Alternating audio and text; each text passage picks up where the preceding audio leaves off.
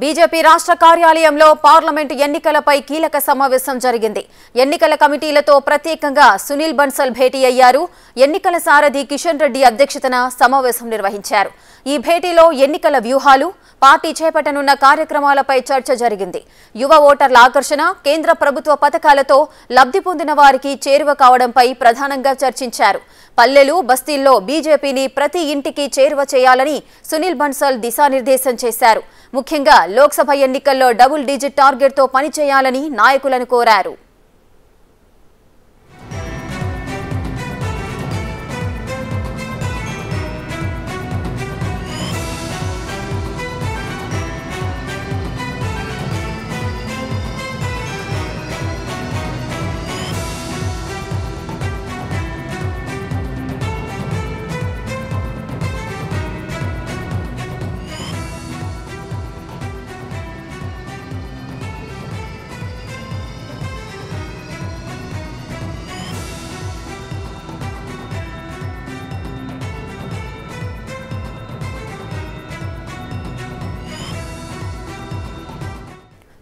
BJP రాష్ట్ర కార్యాలయంలో parliament ఎన్నికలపై కీలక సమావేశం జరిగింది.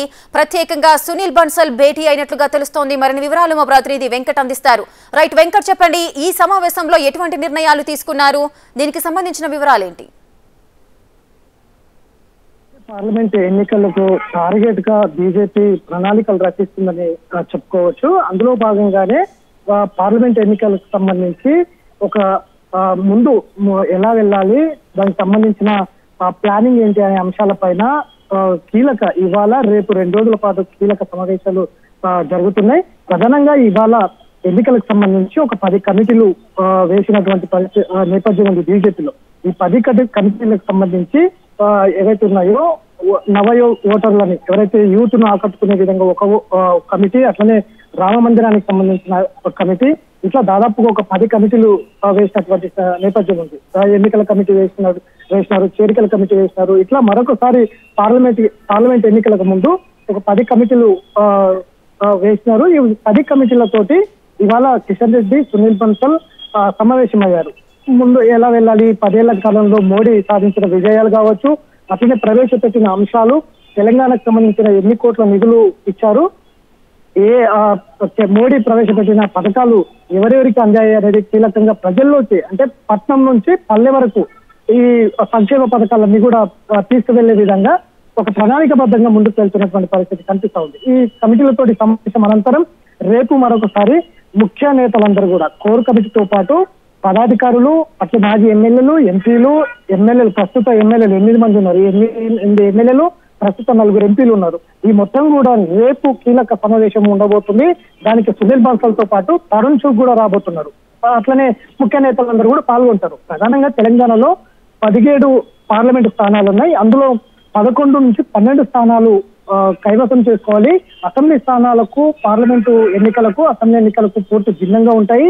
ఈసారి తెలంగాణ నుంచి 10 నుంచి 12 స్థానాలు బీజేపీకి అప్పచెప్తారు తెలంగాణ ప్రజలు అనేదైతే అధిష్టానం కీలకంగా అంచనా వేస్తుంది. అందులో భాగంగానే పక్క ప్రణాళికలతోటి పార్లమెంటు స్థానాలు కైవసం చేసుకునేందుకు బీజేపీ ఇప్పటి నుంచి కమిటీలు వేస్తుంది, ప్రజల్లోకి వెళ్తుంది. ఇప్పటికే వికసిత్ భారత్ అనే పేరు మీద రాష్ట్ర వ్యాప్తంగా రథయాత్రలు కూడా తిప్పుతా ఉంది. ప్రతి నియోజకవర్గంలో వికసిత్ భారత్ పేరు మీద రథయాత్రలు కూడా, అంటే బస్సు యాత్రలు అట్లా ఇప్పటికే ప్రతి గ్రామంలో ఉండే విధంగా మోడీ సంక్షేమ పథకాలు ఇవన్నీ కూడా ముందుకు తీసుకుంటున్నటువంటి పరిస్థితి. ఇక జనవరి 22న కూడా రామమందిర ప్రారంభోత్సవాన్ని కూడా ఒక కీలకంగా ఎన్నికల స్టంట్గా ఉపయోగించుకునేందుకు బీజేపీ ప్రణాళికలు రచిస్తుంది. అట్లనే ప్రతి స్టేట్ లో బీజేపీ ఒక కమిటీ కూడా వేస్తుంది. రామ మందిరానికి సంబంధించిన కమిటీ వేస్తుంది. ఆ రామ మందిరానికి సంబంధించిన ప్రతి అంశము ప్రతి ఇంటికి తీసుకెళ్లే విధంగా, ఎందుకంటే గతంలో ఇచ్చినటువంటి హామీ రామ మందిరం కూడా ఉంది కాబట్టి రామ మందిరం కూడా కీలక ఎన్నికలకు ఉపయోగించుకునే అవకాశం కనిపిస్తోంది. 2025కు పూర్తి చేయాలి రామ మందిరం, కానీ ఇప్పుడు ఎన్నికలకు ముందు హడావుడిగా ఈ 2024లోనే రామ మందిరం పూర్తి చేసే విధంగా రేపు జనవరి 22కు, ఈ నెల 22కే ప్రారంభోత్సవాన్ని పెట్టుకున్నది. ఎన్నికలకు ముందు ఇది ఒక పెద్ద స్టంట్ గానే పెద్ద విమర్శలు వస్తున్నాయి. సో మొత్తం మీద ఆ ఎన్నికల్లో, వచ్చే పార్లమెంటు ఎన్నికల్లో కీలకంగా తెలంగాణలో, ఎందుకంటే కర్ణాటక తర్వాత తెలంగాణలోనే బీజేపీకి మూలాలు ఉన్నాయి గట్టిగా. ఆ మూలాలని వాడుకోవాలనేది బీజేపీ ప్రయత్నం చేస్తుంది.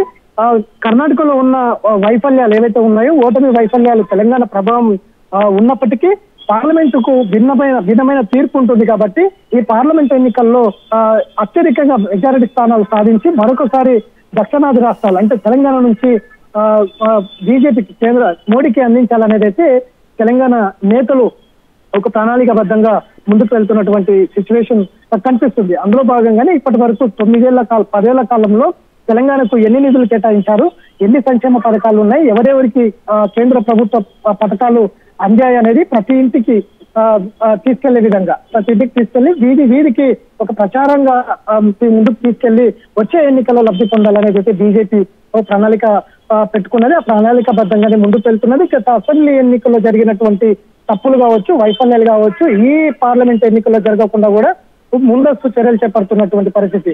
దాదాపు ఒక 10 నుంచి 12 జిల్లాల అధ్యక్షులు కూడా మార్చే అవకాశాలు అయితే బీజేపీలో కనిపిస్తున్నాయి. ఇక ఎవరైతే పార్టీకి వ్యతిరేకంగా మొన్న అసెంబ్లీ ఎన్నికల్లో పార్టీకి వ్యతిరేకంగా ఎవరైతే పనిచేశారో, అట్లనే పార్టీని పైన విమర్శలు చేశారో, ఇట్లాంటి నేతల పైన కూడా చర్యలు తీసుకునే అవకాశం అయితే కనిపిస్తుంది. మొత్తం మీద వచ్చే ఎన్నికల్లో 12 స్థానాలు కైవసం చేసుకునేందుకు బీజేపీ ప్రణాళికలు రచిస్తూ ఉంది.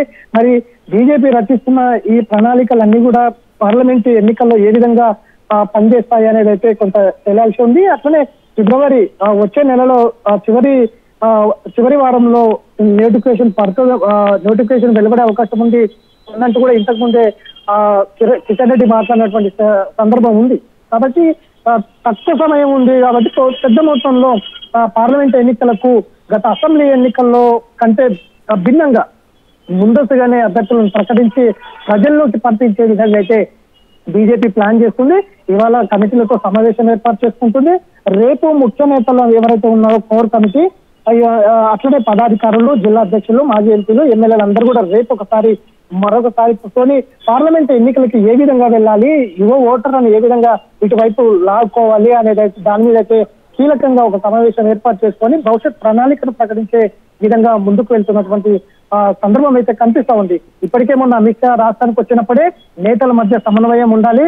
గత అసెంబ్లీ ఎన్నికల్లో ఎవరంతకు వాళ్ళు సోషల్ మీడియా వేదికగా విమర్శలు చేసుకున్నారు. అటువంటి వారు మాత్రము పార్టీలో ఉంటే ఉండండి, లేదంటే వెళ్ళిపోండి అని కూడా సీరియస్ గా వార్నింగ్ ఇచ్చినటువంటి సందర్భం ఉంది. అందులో భాగంగానే ఇప్పుడు ఈ నేతలు ఒకవైపు అమిత్ షా వార్నింగ్ ఇచ్చినప్పటికీ కూడా బయట నేతలు మాత్రం బయట చట్టం మరి ఎవరికంత వాళ్ళు విమర్శలు చేస్తున్నటువంటి సిచ్యువేషన్ ఇప్పటికే నడుస్తూ ఉంది. ఒకవైపు అది నేతల మధ్య సమన్వయం లోపం ఒకవైపు ఉన్నప్పటికీ అందరినీ కలుపుకునే విధంగా అయితే అధిష్టాన నేతలు చేస్తున్న ప్రయత్నాలు అయితే చేస్తున్నారు.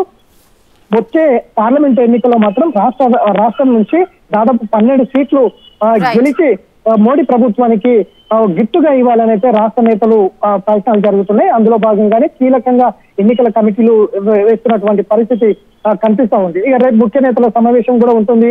ఆ తర్వాత భవిష్యత్ ప్రణాళిక ఏ విధంగా ముందుకెళ్లాలనే దాని మీద అయితే రేపు ఒక కీలక ప్రకటన చేసే అవకాశం అయితే కనిపిస్తుంది. Rekha. Right, thank you Venkat, thanks for the details.